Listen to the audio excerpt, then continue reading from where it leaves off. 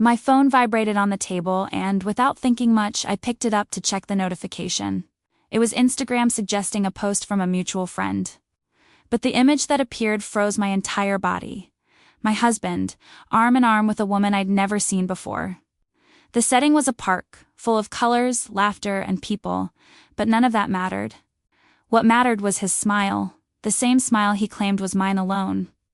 In the caption, my friend wrote something simple, like "beautiful day for a walk," without even realizing the bombshell that represented for me. The time of the post coincided exactly with the moment he told me he was swamped with reports at the office. While I thought he was tackling a pile of paperwork, he strolled lightly, carefree, revealing a face I didn't recognize. My heart raced, and a chill ran down my spine. In that instant, the world around me lost its sound. I tried to take a deep breath, but my mind was spinning in circles. Was it just a photo? A misunderstanding? The image screamed inside me like a silent accusation. I had no proof beyond that frozen scene, but I knew it was the beginning of something bigger. A truth was beginning to crack the secure ground I thought I had. The worst part was that I still had no idea of everything I was about to discover. I remember when everything seemed simple. He would come home, throw his briefcase on the couch, and hug me as if it were the best moment of the day. I would cook dinner, and he would tell me stories about work, some funny, some exhausting, but always full of details. Our weekends were sacred, long breakfasts, walks around town, short impromptu trips. I believed we had built a solid, almost unshakable routine. For time, we created our own rituals. He always made a point of calling me my safe haven, and I smiled, believing he meant it. Unexpected messages during work hours would bring out small smiles. Little notes left on the table or on the bathroom mirror reminded me that I was loved. Nothing suggested anything could change. Love felt like a shield against any external threat. Our nightly conversations were long, even after so many years together. We talked about plans, trips we still wanted to take, dreams saved for retirement. He promised to take me to places we'd only seen in movies. I, in turn, believed every word, like someone placing their trust in an inviolable safe. This security was my foundation. At family events, we were seen as the ideal couple. Smiles, complicity, inside jokes that only we understood. The looks of others reinforced the feeling that we were on the right path. Social recognition was further proof that we were doing well. And I, proud, never doubted this role we played together. But little by little, details began to change. He, who once barely put down his cell phone, now left it face down on any surface. The laughter that once echoed from the living room was now replaced by long silences in the home office. Business trips, rare, suddenly became more frequent. Something inside me began to register every change. The tone of his messages shifted. What were once affectionate phrases became quick, dry, almost automatic responses. The messages that had once been full of enthusiasm were now rare. Sometimes he simply ignored my questions and then appeared with a poorly worded excuse. It was as if someone had erased the version of him I knew and replaced it with another. His schedules didn't match up either. He left early, returned late. When I asked questions, I received only short phrases. Meeting delayed, client asked for more time. The explanation was never convincing, but the confident way he spoke made me hesitate to doubt. I didn't want to seem paranoid. I didn't want to be that suspicious woman who sees a problem in everything. His perfume was an impossible detail to ignore. It wasn't the same one he wore, and it wasn't mine either. A sweet, strong scent that clung to my clothes like an invisible signature. I asked him once, and he said it was a new car deodorizer. The response was so absurd that it still echoes in my mind. Casual encounters with friends began to reveal signs that had previously gone unnoticed. One of them commented, "Wow, so-and-so seems distant, he's colder." Trying to justify it, I said it was work stress. But deep down, her voice awakened something I already felt. My intuition began to speak louder than any excuse. The missed calls were another warning. I'd call in the middle of the afternoon, and he never answered. Then he'd show up, saying he was in a meeting. But one day, curious, I saw that the call had been rejected, not ignored. This difference, small to many, was huge to me. It was as if he consciously chose not to hear me. I began to notice the details more closely. The unusually wrinkled clothes, the unusually shaved beard, the sudden interest in new music. Small changes, but together they formed a new, strange image. I knew none of this was coincidence. It was an altered routine, adjusted to hide something. At the gym, a friend of his mentioned that he hadn't seen him around anymore. I found this strange since he swore he still worked out 3 times a week. The information didn't match his words. It was as if pieces of a puzzle were scattering across the table, and I was willing to put each piece together. Family get-togethers became rarer. He avoided commitments, always claiming to be tired.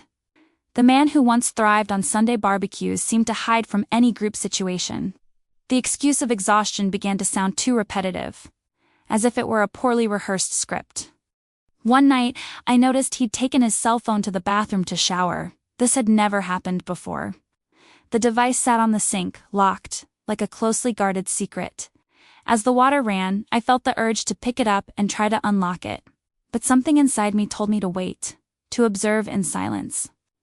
Our conversations about the future disappeared. Whereas before we'd talked about trips and plans, now there was only silence.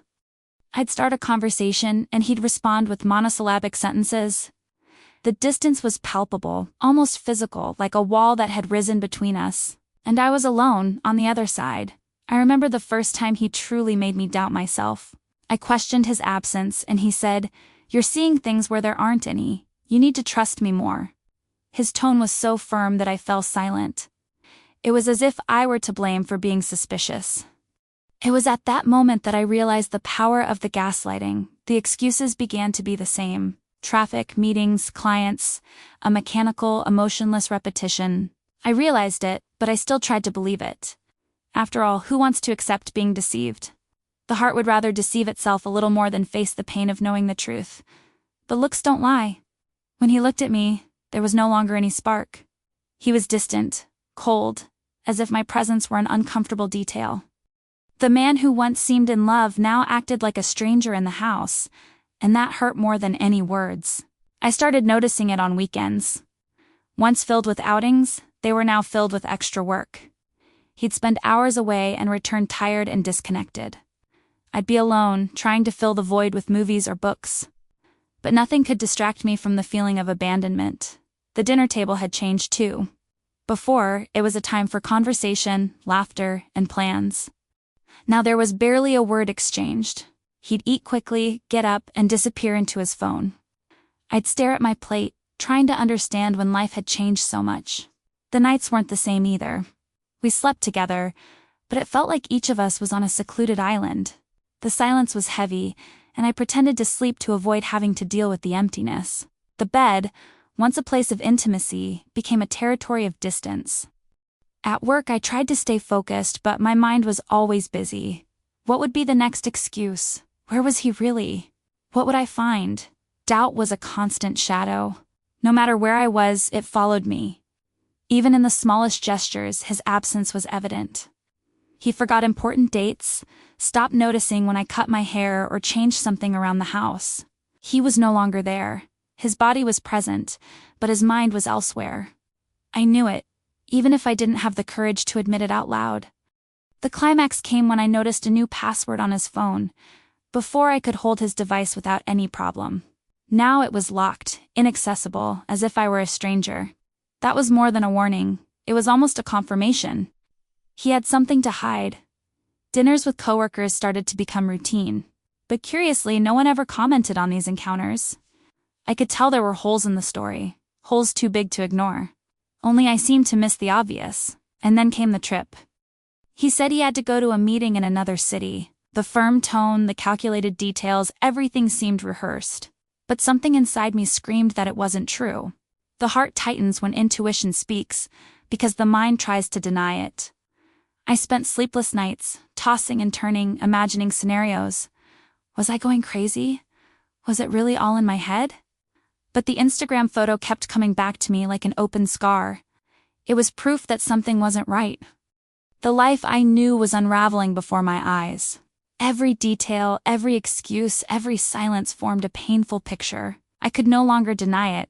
I was facing an emotional abyss, and I knew I hadn't seen the worst yet. Because, Deep down, a part of me sensed that the Instagram photo was only the beginning. What was about to emerge would change everything I believed, and I could no longer protect myself from the truth that was coming. The changes began almost imperceptibly. He, who was always punctual, began to be frequently late. He'd come home justifying the traffic by saying it was getting worse, but I realized that time didn't make sense. The clock was almost midnight, and the city's traffic had already disappeared hours earlier. It was a poorly constructed excuse, but delivered with such confidence that it made me doubt myself. His clothes also began to give him away. One day, I found his dress shirt folded haphazardly in his car. It wasn't common, as he'd always been meticulous about his appearance. The fabric still had a distinct, strong scent, not his, much less mine. I asked him lightly, but received only a dry laugh and the absurd explanation that maybe it was the office environment. His cell phone messages became another point of concern. Before, he'd leave it lying around the house without a care. Now, he was glued to it as if it were part of his body. Even when showering, his phone was always nearby, protected, locked. I noticed the notifications he pretended to ignore, but minutes later, he'd secretly respond to. One morning, I woke to the light from his screen illuminating the room. His back was to me, typing rapidly, almost silently. I pretended to be asleep, but I etched that moment in my memory. My heart sank, but my mind tried to justify it. Maybe it was work, maybe it was a client. But the maybe no longer held much weight. Weekends, once our refuge, became a routine of absence. He would make up last-minute commitments, claiming meetings even on Saturday nights. I found myself alone in the living room, staring at the television without paying attention. The feeling of abandonment was almost physical, as if emptiness had sat beside me on the couch. In the kitchen, silence reigned. While I prepared dinner, he sat on his phone, chuckling quietly at something I wasn't sharing. He didn't ask me about my day, didn't comment on his. What had once been an exchange was now distance. A chasm grew without me having the courage to name it. Conversations began to turn into subtle clashes. When I asked where he was, he would respond irritably, "You need to trust me." The phrase was said as a warning, not a request. It was as if it were my fault for questioning.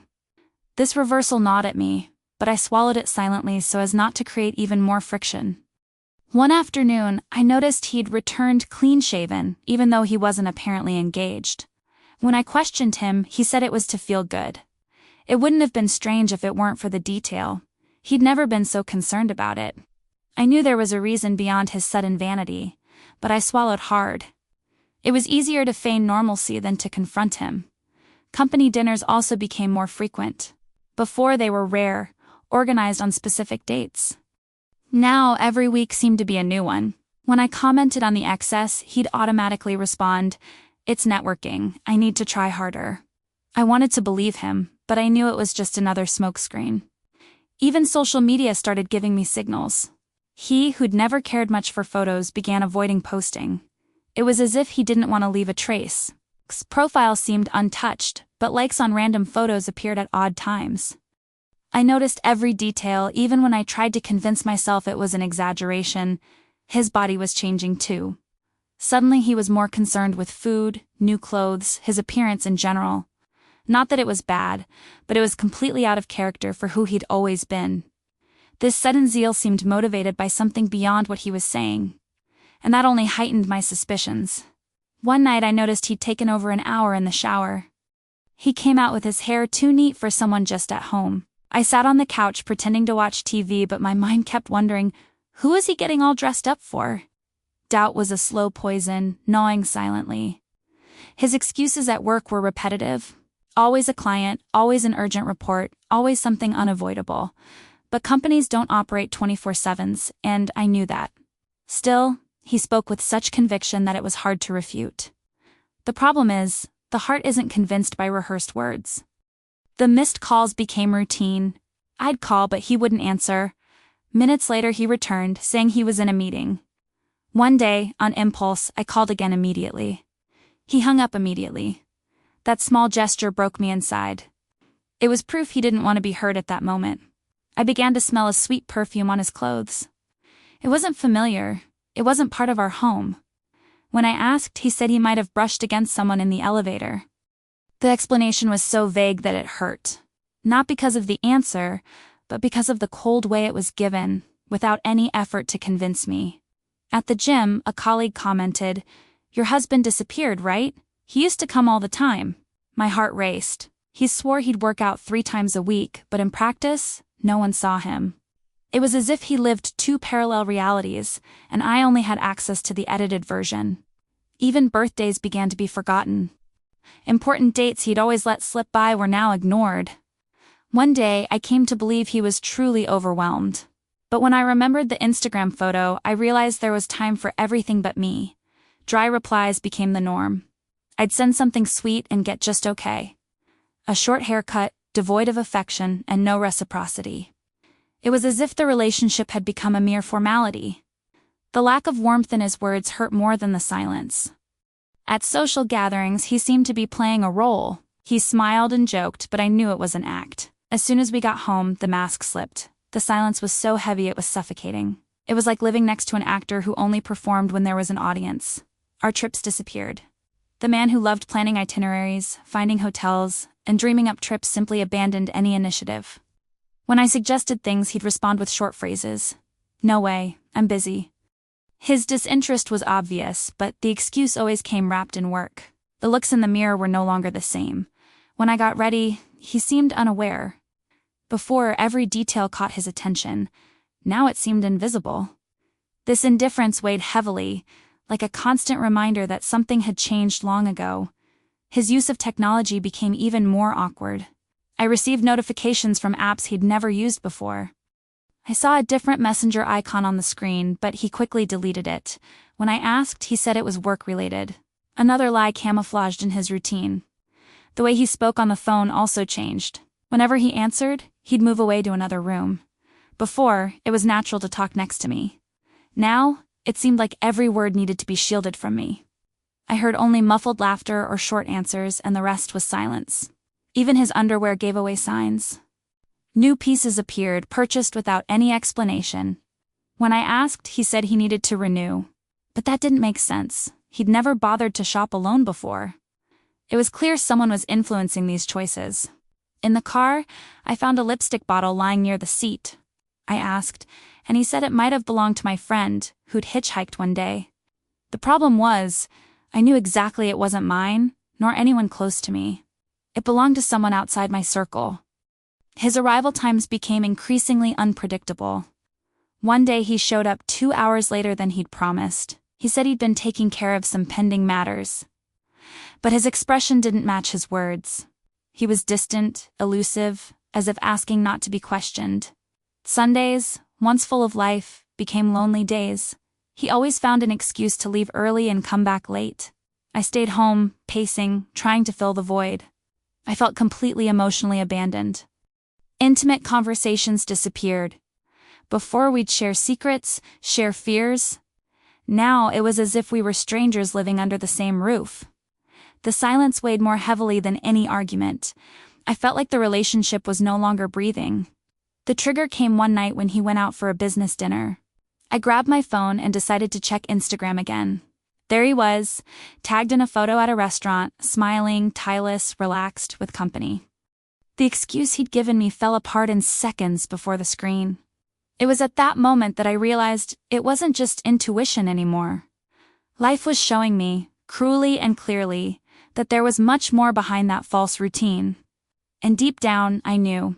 There were still revelations that could be even more devastating. At that point, I could no longer ignore the signs. But when I tried to confront him directly, I received only a barrage of calculated phrases. He said I was tired, stressed, that I should relax more.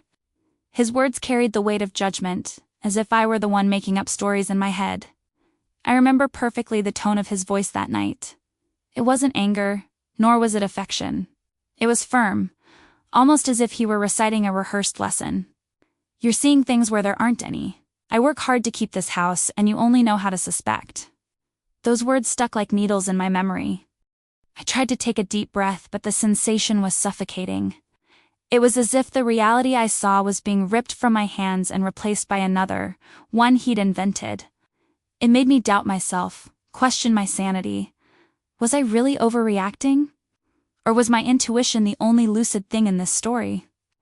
The way he turned situations against me was almost artistic. If I complained about his absence, he'd say I was too needy. If I asked about his delays, he'd reply that I didn't understand the weight of the work. Suddenly, I was no longer the companion of so many years, but an unfair accuser, a suspicious wife. Conversations turned into emotional traps. I tried to seek answers, but I ended up feeling guilty. He said I was ruining the relationship with my paranoia. The silence that followed these arguments was devastating. I retreated to my room. He shut himself away on his cell phone. Two strangers under the same roof. His gaze no longer held patience. When I stared at him, trying to find traces of the man I knew, I received only coldness. Sometimes even an impatient sigh, as if my presence were a burden. This change was brutal and silent. The person who claimed to be my safe haven now made me feel lost. At work, I tried to maintain my normal routine, but my mind wouldn't shut off. I remembered his words echoing, "You need to trust me more." But how could I trust someone who hides behind such flimsy excuses? It was an internal battle. Believe what he said or listen to my intuition, which screamed otherwise. At family dinners, he made a point of acting as if everything was perfect. He joked with his nephews, complimented dishes, smiled for photos. I stared, trying to understand how someone could sustain two versions of themselves. To everyone, he was the exemplary husband. To me, a stranger calculating every step. Gradually, even my friends began to notice my change. One no longer spoke enthusiastically. I avoided talking about us. When a friend asked me directly if something was wrong, I smiled and said it was just stress. Shame prevented me from admitting what I was experiencing. Isolation was inevitable. I no longer felt comfortable sharing my doubts. It was as if his manipulation had infiltrated me so deeply that even my voice seemed invalid. He managed to turn every accusation around, transform every question into my own fault. The excuses were always the same, repeated with conviction. Traffic, meetings, clients. When I dared point out the inconsistency, he would retort, "You need therapy, you're getting paranoid." The way he spoke made me tremble. Not because of the loud tone, but because of the calculated coldness. I remember one night when I couldn't take it anymore. I asked him directly if there was anyone else. He didn't hesitate. He laughed, as if it were the most absurd question in the world. Then he looked me in the eye and said, "You need attention. I think loneliness makes you make up stories." That cynical smile was more painful than any answer. Even when I had indirect evidence, like inconsistent schedules or strange smells, he managed to turn the tables. It was as if my logic were being dismantled by sharp words. Stenogical manipulation left me exhausted. I slept little, thought too much, and lived in a constant state of alert. The messages on his cell phone were always protected. When I asked about the password change, he replied matter-of-factly, "It's the company's responsibility. They require security." I knew it was a lie, but the firmness in his gaze disarmed me. It was as if I were fighting against an invisible wall. Even the intonation of his voice changed. When he spoke to me, he was dry and impatient. But when he answered mysterious calls, his tone was lighter, almost cheerful. I stood there, listening from afar, unable to prove anything. With each muffled laugh, I felt my heart crack a little more. One day I decided not to ask anything. I just watched. He returned late, his clothes disheveled and the same sweet perfume permeating his body. I sat in the living room and watched him enter. He looked at me, smiled, and said, "Are you still awake? You don't have to be like that. Trust me." The phrase felt like poison, delivered calmly. My mind wavered between two realities. On one side, the memory of who he had been, partner, accomplice, present. On the other, this distant, cold, manipulative man. I tried to recall the first version, but it seemed to have disappeared forever. The fear of being right paralyzed me, because confirming the betrayal meant admitting that the entire life I'd built was crumbling. And perhaps that's why I still accepted his apologies, even knowing they were fragile. It was easier to believe the lie than to face the weight of the truth. One afternoon, my mother called. She asked if everything was okay, because she could hear the sadness in my voice. I felt like breaking down, but I replied, "It's okay, I'm just tired." Hiding was easier than explaining. After all, how could I explain pain that I didn't even have concrete proof of? The wear and tear began to affect my health. I started having constant headaches and sleepless nights. At work, I'd forget simple commitments, lose concentration. My body screamed when I insisted on keeping quiet. The lie at home was already eating away at me. Even in the face of everything, he maintained his poise. He said he loved me, that I was the woman of his life. But his actions screamed otherwise. The chasm between words and actions was so great that there was no room for excuses. Social media became a cruel showcase. He avoided posting, but mutual friends continued to tag photos. Details he couldn't control slipped out, and I put each piece together like someone assembling a painful puzzle. It was silent proof that I wasn't crazy. Arguments became dangerous terrain. I spoke, he countered. I showed signs. He said I was making things up. The strain was so great that sometimes I gave up mid-sentence. Not for lack of arguments, but because I knew he would always have a rehearsed answer. The look of pity he wore was the cruelest. When I persisted, he'd say, "You need help, you're not okay." That sentence destroyed me inside because it called my own sanity into question. It was as if my instincts were an enemy to be defeated. The loneliness grew so great that I began to doubt everything. I looked in the mirror and wondered who I'd become. Where was the confident woman I once was? Now, only a fragile version remained, questioning even my own intuition. Deep down, I knew his denial wasn't protection. It was just a way to buy time, a show to keep the charade going. And that realization frightened me more than anything, because it meant I hadn't seen the worst yet. While he insisted on calling me paranoid, my mind was already working silently. I needed to observe more, gather evidence, wait for the right moment. I could no longer rely solely on his word. If I were to face that truth, I had to be prepared. And deep down I knew, his mask wouldn't last forever. Sooner or later, something would slip. And when that happened, I would have the confirmation I'd so feared, and which at the same time I'd already known was coming my way. I began to observe everything in silence. I no longer wanted to argue, nor listen to excuses that sounded like repetitions of a rehearsed script. I decided the best course of action would be to uncover the pieces he was trying to hide. It was painful, but it gave me a certain control over the situation. I needed to see for myself. On my first try, I noticed the Uber trail. A ride registered on his card at a time he swore he was in the office. The destination wasn't a company, but a restaurant in another neighborhood. I made a mental note without commenting. It was as if each detail were a building block of truth. At the laundromat, I found a receipt forgotten in my pants pocket. The paper showed the purchase of 2 desserts at a cafe he'd never mentioned. I stared at that piece of paper as if holding an invisible knife. 'Twas simple, but it screamed louder than any excuse. His clothes began to carry strange odors. One day it was sweet perfume, the next, cigarette smoke, and he never smoked. Its constant variation revealed places and people I didn't know. With each new piece, my mind constructed an increasingly clear scenario. I decided to take another approach, observing the schedules. I discreetly installed a tracking app in the car, without his knowledge. The logs showed strange routes, comings and goings to neighborhoods that weren't part of our routine. The maps spoke more than any words. The deleted messages also drew attention. Often I noticed his phone vibrating, and minutes later it was clean, with no records. He never made a point of deleting conversations with me, but now he seemed obsessed with hiding it. This digital silence was more revealing than any sentence. One detail struck me deeply: his wedding ring. He started taking it off at certain times. I noticed it by the lighter mark on his finger when he was driving home. I questioned him once and he replied that it was tight. The lie was so fragile it felt like an insult. Even his smartwatch gave away signals. Once, while he was taking a shower, the living room table vibrated. It showed accelerated heartbeats at unlikely times. They were not exercises, because the record indicated only light walking. It was as if his body betrayed the parallel life he was trying to hide. In the kitchen, I found 2 washed wine glasses, but I hadn't drunk them. He said he didn't like wine, but the scene was clear. Someone was there. That lack of explanation was more painful than the lie itself. I no longer had doubts, just loose evidence. I started photographing the details. It saved images of receipts, prints of notifications, location records.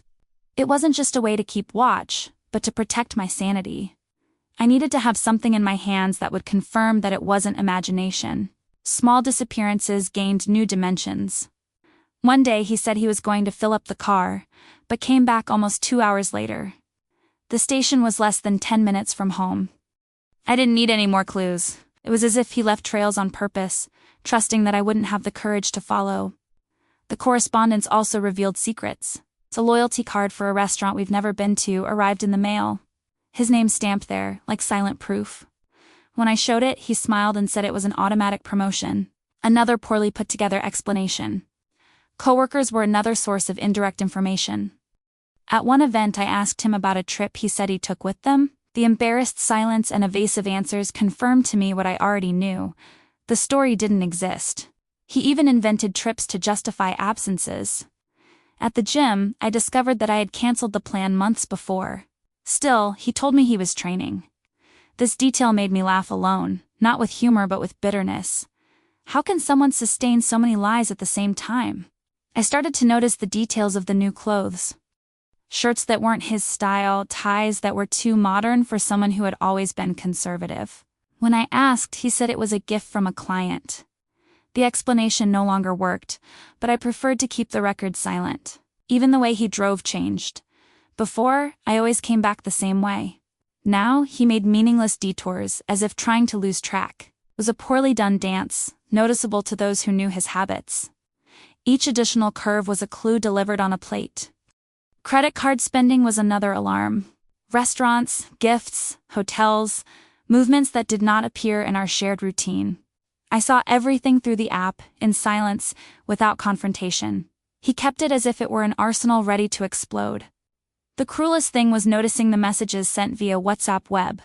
One day, forgotten on the computer, it was left open.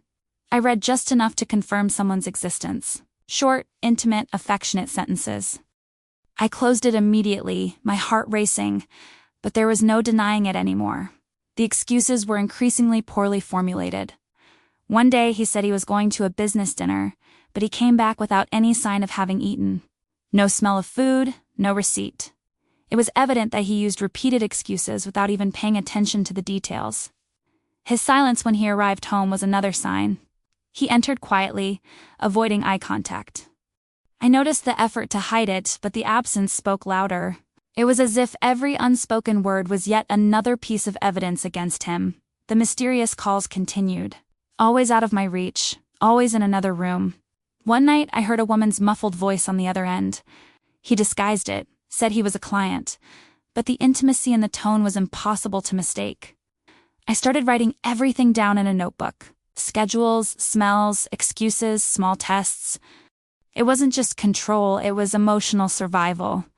Every line written reminded me that I wasn't crazy, that there was in fact something hidden.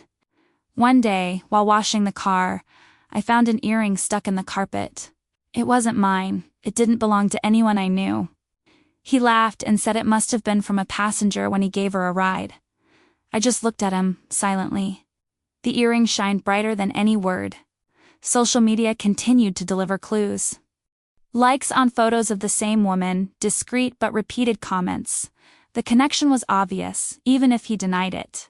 I no longer needed much effort to see the truth in print. The changes in the body were visible. He was more willing, more vain, buying new underwear. I knew none of this was for me. It was cruel to realize that the dedication I had previously offered myself was now invested in someone else. The looks he exchanged with me were empty. There was no affection, no patience, just distance. The contrast between past and present was so painful that it felt like an open wound. I no longer recognized the man standing before me. I started sleeping poorly, waking up several times in the early hours of the morning. At these times I saw his cell phone light up, notifications popping up. He turned to the side, trying to hide it. But I no longer needed to see. The simple movement was enough to understand. And then it hit me. My life had turned into a silent investigation. I was no longer a wife, I was an observer hidden inside my own house. With each detail discovered, the pain grew, but along with it, a new strength was born. Because deep down I knew the truth was about to come out in a way that not even he could deny. And when that happened, nothing would be the same again. My stomach dropped when the photo appeared on my feed. It was a post marked by an acquaintance, without any malice. But there he was, smiling, walking hand in hand with a woman I had never seen before. The scene was simple, a sunny park, casual clothes, relaxed atmosphere. But for me, it was like being punched in the chest. The caption only talked about the beautiful weather of the day. No big deal, if it weren't for the detail that at that same time he said he was swamped with reports in the office. The two realities collided in my mind, dismantling all previous excuses. It wasn't coincidence, it wasn't paranoia, it was a fact. I enlarged the image with my fingers, searching for every detail. His smile was the same one he hadn't offered me in months. The relaxed posture, the attentive look at her. It was impossible to deny the intimacy evident in that public scene. He didn't seem concerned about hiding it, as if he was too sure he would never be discovered. My heart raced, and for a few seconds I felt the room spin. I held the cell phone tightly, as if I could crush that reality with my hands. But the photo was there, undeniable, recorded in pixels. There was no way to delete it from memory. What my eyes saw could never be undone. I tried to take a deep breath, but the air felt trapped in my chest. The mind screamed, reliving every excuse, every silence, every strange scent. Everything fit perfectly. The image was the final point that connected all the clues. The intuition, which I tried so hard to silence, was right from the beginning. I felt like calling him right away, shouting, demanding explanations, but something inside me held me back. Instinct said this was not the time, that there was still more behind that scene, and that I needed to observe calmly. Silence would be my weapon. The photo seemed to burn into the screen. I scrolled through the comments, but nothing revealed other than the obvious. Friends praised the climate and the place, but no one mentioned the detail that mattered to me. I was alone in that discovery, alone before the truth that now weighed like lead. I looked around the room, every corner of the house we built together. It was strange to think that, while I was arranging flowers to decorate the table, he was smiling with another in some park. The discrepancy between our lives was cruel. He shared two worlds, and I only participated in one of them. The cell phone vibrated with other notifications, but my eyes couldn't leave that image. I saved the photo, as if it were proof, even though it was already marked in my mind. It wasn't just distrust. Now I had something concrete, visible, impossible to deny. My mind started to imagine possible dialogues. Him laughing beside her, telling jokes that were only ours before. She listening to stories that I knew by heart. Every detail of the scene went through me like an invisible knife. The betrayal was not just in the action, but in the intimacy that the gestures revealed. That night, he arrived home as if nothing had happened. He left the key on the table, took off his shoes, and smiled at me. The same smile that hours before I had seen in another direction. I felt the ground disappear, but I remained silent. I wanted to see how far he was able to sustain the lie. I observed his every gesture with different eyes. The long shower, the way he checked his cell phone several times before going to sleep. It wasn't just routine, it was careful about keeping up appearances. I, silent, pretended to be normal, but inside I registered every movement like an invisible camera. Lying next to him, I closed my eyes and went back to that photo. The arm intertwined with hers, the naturalness of the touch. There was nothing casual about it. It was intimacy, complicity, affection. And that hurt me more than any future apology could repair. For days the image wouldn't leave my head. I saw her while I worked, while I cooked, while I tried to sleep. It was like a digital ghost, a memory that wouldn't fade. And each time he remembered, the pain was mixed with a strange sense of clarity. I started looking at him as if he were a stranger. The man who shared my bed was the same man who walked hand in hand with another in broad daylight. The reality was simple and brutal. The life I believed in no longer existed. I was living a carefully staged farce. The following conversations only confirmed the farce. I asked, subtly, how his day at work had been. He replied without hesitation, tiring, full of meetings. The words were spoken with such confidence that they almost deceived me. Almost. But the photo wouldn't let me forget it. I started to imagine how I would react if I asked about the tour. He would certainly have a ready response. Perhaps he would blame someone for posting without context. But I didn't want to hear any more justifications. I wanted to see how far he was able to sustain the lie, even in the face of printed proof. Deep down, I realized I didn't need to confront him at that moment. The power was in observing, in gathering more pieces. If he believed I was still the naive wife, so much the better. The mask would fall on its own, and I would be prepared. As I washed the dishes, I thought about all the times I put my doubts aside to keep the peace. Now he understood that this silence only gave him space to expand the farce. The difference is that this time, I was no longer willing to close my eyes. The photo became a watershed. Until that day, I struggled with doubt. After her, there was no longer room for illusions.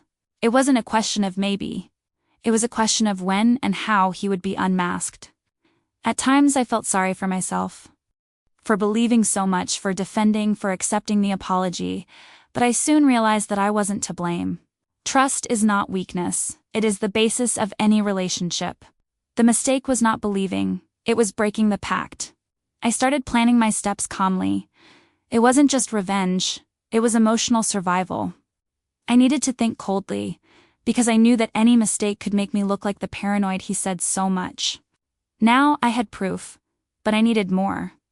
Looking at him became an exercise in endurance. With every fake smile, with every mechanical kiss, I remembered the photo. His duplicity disgusted me, but it also strengthened me. I knew the truth was on my side, and that gave me a strange serenity. The hardest part was pretending normality in intimate moments. He approached, and I retreated inside. His touch no longer had the same effect. It was like being with a stranger who used his familiar body to deceive. The betrayal wasn't just physical, it was emotional. On the street, when I saw couples walking together, I remembered the scene. I thought about how appearances can be deceiving. How many other women smiled in perfect photos while reality was an abyss. This reflection accompanied me around every corner, like a cruel reminder. The photo was the trigger that changed everything. Until then, I was just a suspicious woman. After her, I became a silent investigator. Every detail became a piece of a puzzle. I no longer lived, I analyzed. The following days were marked by internal silence. I responded, talked, but my mind was elsewhere. His every word was filtered, every gesture analyzed. I no longer reacted with emotion, but with coldness. It was as if he had turned off his heart to see clearly, and the clarity hurt, because it showed that there was no going back. What was seen could not be erased. I knew that sooner or later the truth would explode in front of everyone, and when that happened, there would be no excuse capable of fixing it. Because the photo was just the beginning. What was still hidden would be much bigger, and I could already feel that when it came to light. It would change everything forever. That night, I lay next to him without being able to sleep. The sound of his heavy breathing seemed to mock the turmoil inside me. I remembered the image on Instagram and compared it to the current scene, the same man sleeping peacefully, as if nothing had happened. This contradiction was eating me up inside. The hours passed slowly, and I couldn't stop thinking. Who was that woman? How did they meet? How long had this been happening? The questions multiplied, but I already knew I wouldn't have honest answers. Not as long as he maintained the charade with the same coolness. The next morning, he left early, claiming yet another meeting. I sat in the kitchen, looking at the cooling cup of coffee. The silence in the house was deafening. And it was there that I made the decision. I would no longer deceive myself. I needed to act calmly and collect evidence. I took out my cell phone and opened the photo again. I analyzed the details as if I were a professional investigator. The casual clothes, the park, the natural touch. No trace of improvisation, everything seemed part of a routine. It wasn't an isolated encounter, it was something frequent. I started watching his schedule closely. He said he was in meetings late, but his credit card records showed purchases at cafes and restaurants, places we never visited together. Each new transaction was another piece that confirmed my suspicions. I decided to test a different strategy, arranging unexpected meetings. I called in the middle of the afternoon, suggesting a quick lunch. He always refused with the same excuse. I can't. I'm busy. The problem is that, hours later, the digital trails showed that he was far from the office. One day, I saw that he was present at a hotel in the city through automatic check-in on the loyalty app. The heart froze. The excuse wouldn't come before the test because I had seen it with my own eyes. I kept the information in silence. waiting for the moment to use it. I started to notice the bedding. Some days the smell was different, a sweet scent that wasn't mine. He said it was the new fabric softener, but I did the house shopping myself. That explanation didn't hold water. It was a simple but devastating detail. Weekends became torture. He invented quick trips, last-minute work appointments. I stayed at home, walking around, trying to occupy my mind. But with each passing hour, the certainty grew. I was no longer a priority in his life. Messages exchanged on the cell phone also gave evidence. I noticed that the number of archived conversations had grown. When I asked, he said it was to keep WhatsApp more organized. I just smiled, but inside I registered yet another proof of the lie.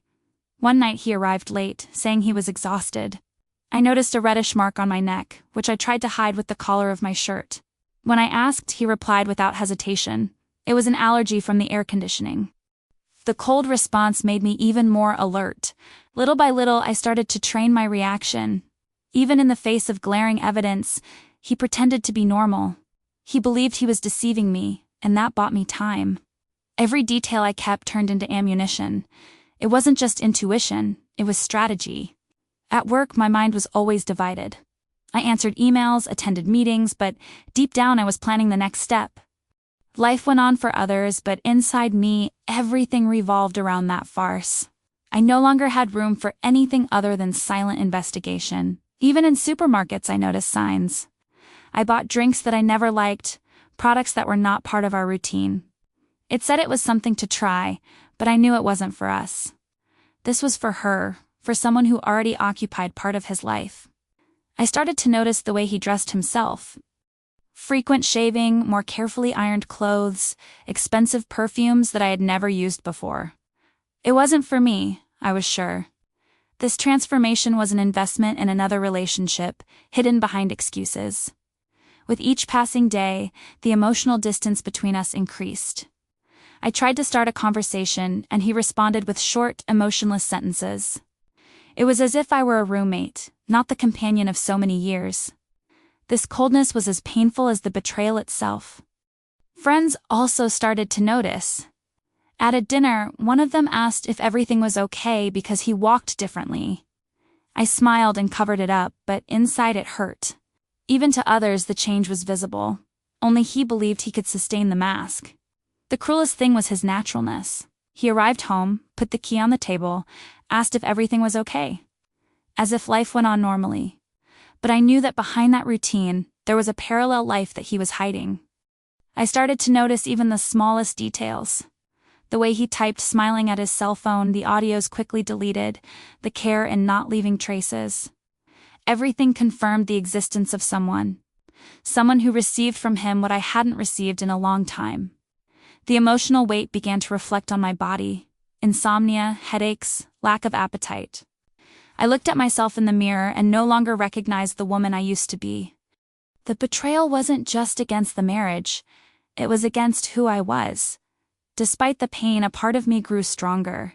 With each lie uncovered, I gained more clarity. No longer felt lost, but prepared. If he thought I was blind, he was wrong. I saw every step, every detail.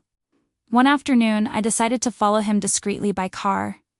He said he was going to a meeting, but the route showed otherwise. I parked at a safe distance and watched as he entered a restaurant with the same woman in the photo. The shock was immense, but I remained calm. Time stopped as I watched the scene. They laughed, exchanged glances, touched hands on the table. The complicity was evident. It hurt like never before, but it also gave me the certainty that I was missing. It was no longer imagination, it was real, before my eyes. I returned home in silence, without shedding a tear. The heart was in pieces, but the mind was cold. I knew I needed to keep that moment as another piece in my arsenal. The confrontation would come, but at the right time. He arrived home late, as usual. He said the meeting had dragged on. I just smiled, serving dinner as if nothing had happened. The restaurant scene still vibrated in my mind, but I didn't let it show. Silence was my protection. Lying in bed, I stared at the ceiling for hours. The tired body asked for rest, but the mind didn't stop. I relived the scene over and over again as if I wanted to record every detail. That would be impossible to erase, and I needed it to remain alive in my memory. The next day I looked at him and realized that something in me had changed. It was no longer just pain. It was no longer just despair. It was strength. I was no longer the woman tricked into silence. Now, I was someone prepared to expose the hoax. And deep down, I knew his fall would be inevitable, because the truth sooner or later always finds a way to surface. And when that happened, he would have no way of escaping the consequences. I woke up that morning with a strange feeling. He was still sleeping, facing his side, and seemed so peaceful that I could almost believe the hoax. But inside me, something had changed forever. I no longer looked at him like I used to. I only saw a tired actor, repeating a role that no longer fit him. As I prepared the coffee, I thought about all the little tests I had at hand. The photo on Instagram, the saved receipts, the car routes, the forgotten earring. None of that was a figment of my imagination. It was concrete, palpable. But the final confirmation was still missing, the one that would make his mask fall once and for all. I spent the day in silence, observing. He talked about appointments, meetings, clients, the same excuses that repeated themselves like a broken record. I smiled sideways without responding. Silence was the perfect trap, because it let him believe he still had control. At lunchtime, he received a call. He answered quickly, got up from the table, and went to the balcony. I pretended not to notice, but my hands shook when I heard the muffled laughter on the other end of the line. It didn't take much to know who it was. After that call, he came back very light, as if he had received new energy. He sat at the table and asked about my day, but it was a false automatic interest. I responded coldly, hiding the weight of the anger that was silently building inside me. In the afternoon, I took advantage of him leaving for his supposed work appointment and looked through the closets. At the bottom of a drawer, I found a box with folded invoices. Expensive restaurants, discreet hotels, purchases we never made together. It was like opening a safe full of painful truths. I sat on the floor of my room with those notes spread around me. My hands shook, my eyes burned, but I didn't cry. It was as if the pain had turned to steel. Each paper was a silent scream, a confirmation of everything he denied. When he came back, I put everything away again, leaving no trace. He came in smiling, pretending to be tired, kissed my forehead, and said he was exhausted. I looked him in the eyes and responded with just a restrained smile. The game was becoming clearer and clearer to me. Over the next few days, I decided not to confront. Instead, I started writing down every detail in a hidden notebook. Schedules, smells, excuses, expenses. It was my private dossier, the story written by someone who lived the lie up close. I was no longer lost, I was preparing myself.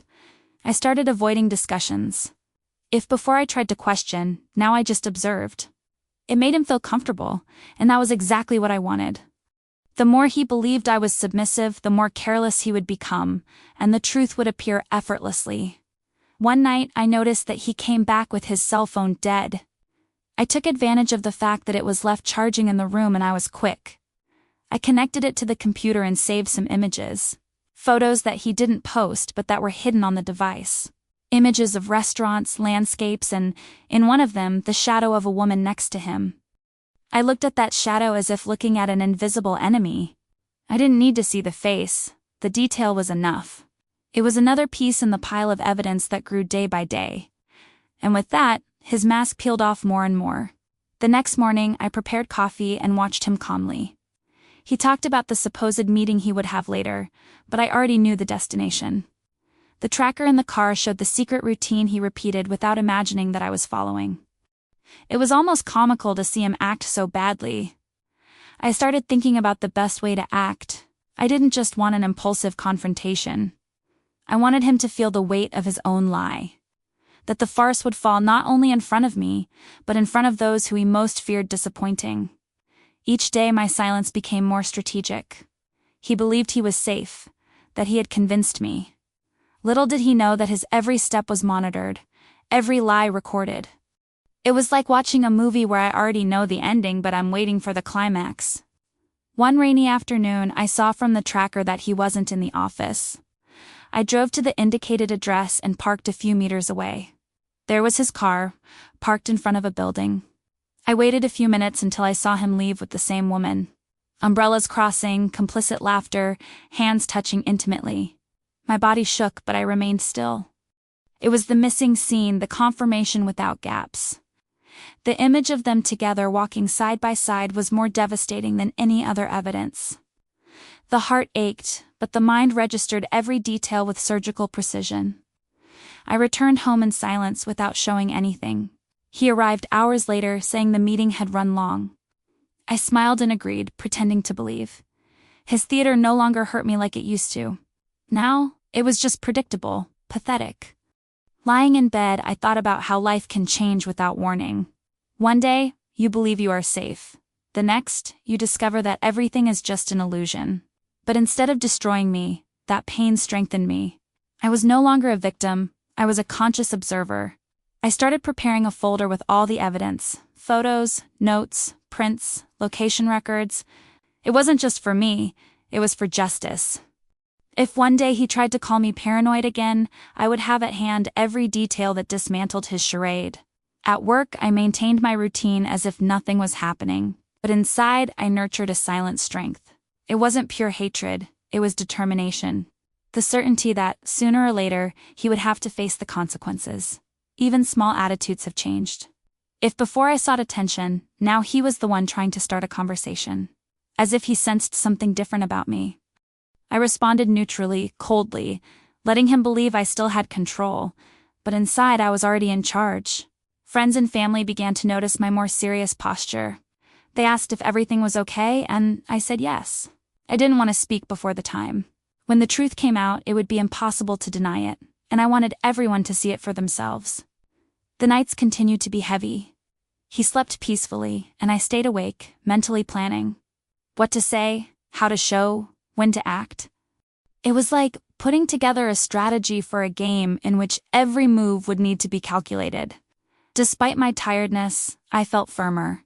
She was no longer that lost, deceived woman. Now I had clarity, I had proof, I had control. With each detail discovered, his downfall became more inevitable. And deep down, I knew the day was approaching. The moment when all the masks would fall at once. And when that happened, he would have to face the naked truth, with no chance of hiding behind excuses. 'Cause justice wouldn't just come from my mouth. It would come from the very evidence he blurted out one after the other. And once everything was exposed, there would be no turning back. The weight of betrayal would fall upon him with the force of an avalanche. He invited me for a last-minute lunch. I sat at the table and saw the glow of a hotel card in his pocket. My hand shook, but I kept my smile. The conversation was empty, full of short sentences. He believed I was still blind. Inside, I already knew that woman's name, the restaurant, and the time he lied to me. I left lunch calmly, like someone returning home after a meeting. I took with me more than pain. I took evidence, memory, and the decision that this would not end in silence. And I was ready for the moment when everything would explode. I placed the evidence on the table. Photos, receipts, location records. He tried to hide it, but the silence cut through more than any scream. At that moment, I realized the charade was over. I didn't need elaborate words. His look already betrayed his fear, not of losing me, but of facing the consequences. The mask he held for months fell off in seconds. I felt pain, of course, but also a strange peace. Finally, I no longer carried the doubt, only the truth. And the truth, however cruel it was, set me free. He lost his confidence, his reputation, and his own image as an exemplary man. I gained something much greater, the awareness that I don't need to accept crumbs of love. And I leave you with a question: how many still remain silent in the face of the signs? And if it were you, would you have the courage to face it, or would you remain trapped in the lie? The choice may hurt, but it is also the beginning of freedom.